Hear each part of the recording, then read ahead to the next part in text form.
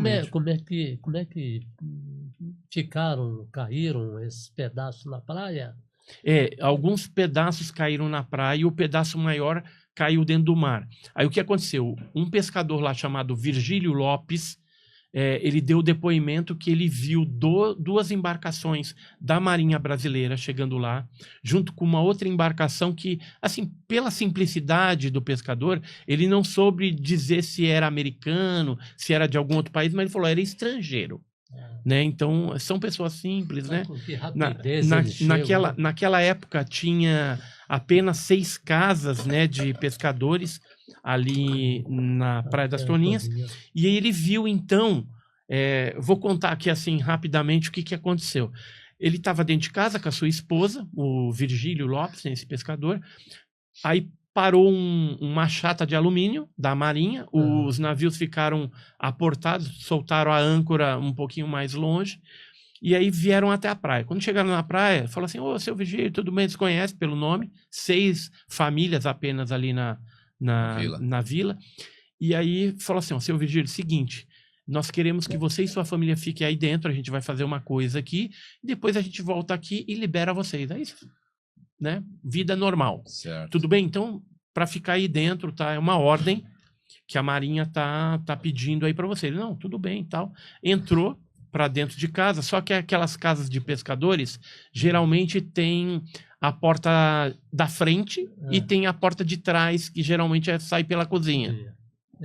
O Virgílio, ele ficou muito curioso. O que eles estavam fazendo ali? Dois navios da Marinha e mais um outro navio que ele não sabia o que era. O que ele fez? Saiu pela porta de trás, se embrenhou no mato, subiu até um morrinho que tinha ali do lado e ficou observando o que eles estavam fazendo. Aí ele disse que eles jogavam a rede assim, não conseguia pegar, depois eles conseguiram tirar o pedaço maior, colocaram no convés ali do navio, e aí depois ele viu que já tinham terminado ali o negócio, cobriram com umas lonas, tal, e aí ele voltou rapidamente, aí o pessoal pegou a chata de alumínio de novo, veio até lá e liberou a família, e eles foram embora. Foi só para tirar esse... Para tirar esse pedaço maior do objeto voador não identificado que tinha explodido naquela época, no dia 7 de setembro de 1957. Que faz parte que faz parte desses fragmentos. Exatamente. Entendi. Tem uma pergunta, o Breno Dias está com a gente, né? Ele é de Caçador, Santa Catarina, assistindo a live, gosta muito do tema de ufologia. Tá. Ele diz o seguinte, Edson, o que ele está achando, né? O que você está achando do Jamex Fox, é isso? James Fox no Brasil, e oferecendo $200 mil para quem ceder as imagens dos ETs de Varginha. Então, isso é uma jogada de marketing. Ele já fez um documentário no passado e ele veio para cá. Com certeza ele não tem esse vídeo. Nós sabemos quem que tem o vídeo lá, que é uma família de um médico que já faleceu. Só que, assim, a família não quer vender. Eu não sei se elas sofreram algum tipo de intimidação do exército ou se existe um acordo entre os médicos ali que viram essas imagens. Né, que por exemplo, o doutor Venturelli, né, Ítalo Venturelli, ele viu esse vídeo, já deu até depoimento que viu, e o que acontece? $200 mil é muito pouco para essa família se expor, porque é uma família rica lá da região, de um médico, cirurgião ali, que ganhava muito bem. Só a casa deles vale uns 4 milhões lá, que a gente sabe onde é. Quer dizer, não é nada. Então, 1 milhão e pouquinho aí não é essas nada. Imagens do ET de Varginha. Ele tem uma filmagem que o falecido médico, né, fez essas imagens, guardava num cofre e tal, e depois ficou lá num computador. E jamais foram divulgadas em lugar nenhum. Essas nunca foram. E assim, teve alguns médicos lá que viram. Só que parece que tá tendo uma pressão para que não se solte isso. Aí o americano voltou para cá, porque sobrou material do último documentário que ele fez. Provavelmente ele está fazendo algumas outras entrevistas por aqui, aproveitando, para soltar talvez uma parte 2, né? Só que ele está fazendo um sensacionalismo, como ele já fez no primeiro documentário, que ele disse que tinha fita, mas não tinha, tá? E agora é a mesma coisa. Não, é uma jogada de marketing dele. A jogada de marketing para promover, provavelmente, o documentário. Eu, inclusive, no livro aqui, eu comento o filme dele, as minhas impressões, e as minhas impressões são, assim, resumidamente, tem parte boa do documentário, mas tem mentiras também no documentário. Por ser um documentário feito por americano, e os americanos gostam muito de acobertar, a gente fica até na dúvida, né? Será que não estão querendo fazer desinformação? Será que não estão querendo desacreditar o caso Varginha? Pode ser que não, pode ser que não. Mas por que eu falo isso? Que tem um depoimento de uma determinada pessoa no documentário dele, no primeiro documentário, que já tinha sido descartado como inverídica. E aí ele vai lá e coloca esse negócio. Tudo bem, ele é o diretor, ele coloca o que ele quiser, só porque o cara chorou lá e aí deram uma credibilidade nessa pessoa por conta... Aí eu fico pensando, se cada testemunha mentirosa aparecer publicamente num vídeo chorando, e isso for um indicativo de que ela está falando a verdade, nós estamos lascados na ufologia, porque a gente vai divulgar muita coisa errada e inverídica. Mas, Edson, deixa eu te perguntar uma coisa. Esses ETs aí, essas figuras, certamente pertenciam àquela nave em forma de charuto que caiu e os Estados Unidos recolheu. Agora, dá a impressão que eram figuras... Eles eram a tripulação dessa nave.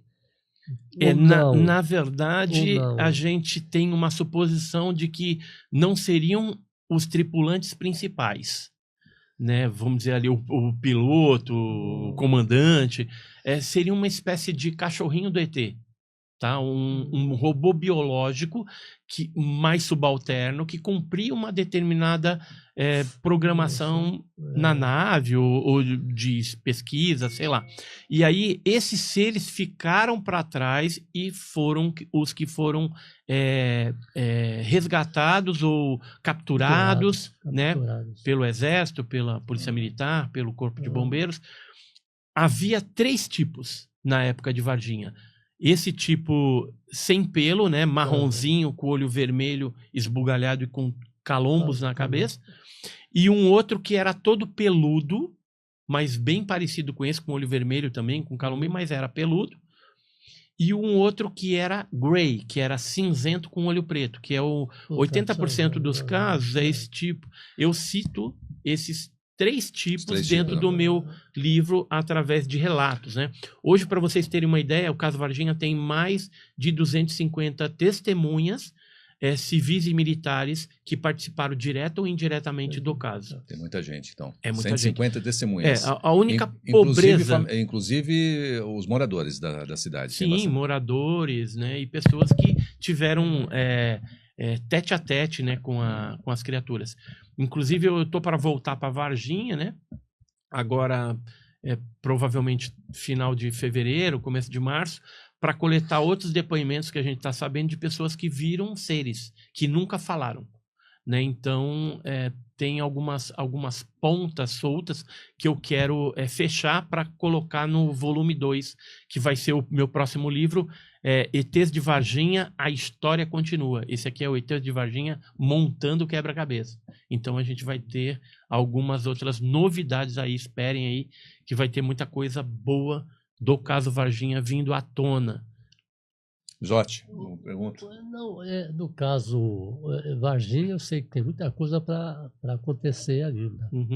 Embora muita gente não acredite até hoje que isso é verdade, que é uma coisa montada, um esquema, não sei. Mas o foco que mais eu tenho curiosidade, mais me interessa, são as abduções no Brasil, que parece que existe desde o tempo do Brasil colônia, não é isso? Isso, exatamente. Inclusive, eu cheguei a escrever um livro com casos envolvendo tripulantes de OVNIs. Se eu fosse colocar caso de avistamento de luz estranha, eu ia encher uma bíblia, entendeu? De coisas do passado, né? Esses casos são antes de 1947, antes da era moderna dos discos voadores. E eu trago aqui, ó, o caso da primeira abdução no Brasil, que aconteceu em Campinas, com o senhor José Florencio, em 1931. Esse é do caso que ele era criança e ainda estava jogando bola, é isso? No campo? Isso, exatamente. Ele estava jogando bola com os amiguinhos e a nave pousou e acabou abduzindo, levando ele para dentro, né, do objeto. Que o seu doutor José Florencio, é o relato dele, né? É o relato dele. Que ano né? foi isso? 1931. Mas aí você tinha falado do Brasil Colônia, aí são suspeitas, tá? Esse aqui seria o primeiro caso antes da era moderna dos discos voadores, que é 1931. Só que tem um caso que teria sido no Brasil Colônia, que é um jesuíta. Ele escreveu numa carta em 1559, eu até coloquei esse caso aqui, ó, cartas avulsas, aqui, ó, abdução no Brasil Colônia. Então, seria um caso que aconteceu em 1558, mas que foi descrito na carta de 13 de junho de 1559. Por um jesuíta. Vasco Fernandes, nosso principal, tinha um filho de nome Manemuaçu, o qual estava muito doente na aldeia da vila. Estando ele assim numa noite de grande tempestade, o tomaram os demônios, né? Então aí ele vai contando a história aqui, pelos detalhes, parece uma abdução. Pelo menos os historiadores capixabas lá do Espírito Santo chegaram a essa conclusão de que poderia ter sido uma abdução. E esse seria o primeiro relato de casos como esse no Brasil? Se esse caso é uma abdução realmente, seria o primeiro caso de abdução relatado em uma carta jesuítica. É lógico que os jesuítas eles colocam uma explicação mais demoníaca, né? Nas coisas religiosas. Mas se você pegar, por exemplo, casos de luz assim que apareciam, o registro mais antigo do Brasil é uma carta do José de Anchieta, que também é jesuíta, datada de 31 de maio de 1560, e que fala do Mbaitatá, né, que era um objeto assim, parecendo uma bola de fogo, e segundo ele perseguia os índios e às vezes os matava. Né? Então isso já em 1500 e pouco ele já falava.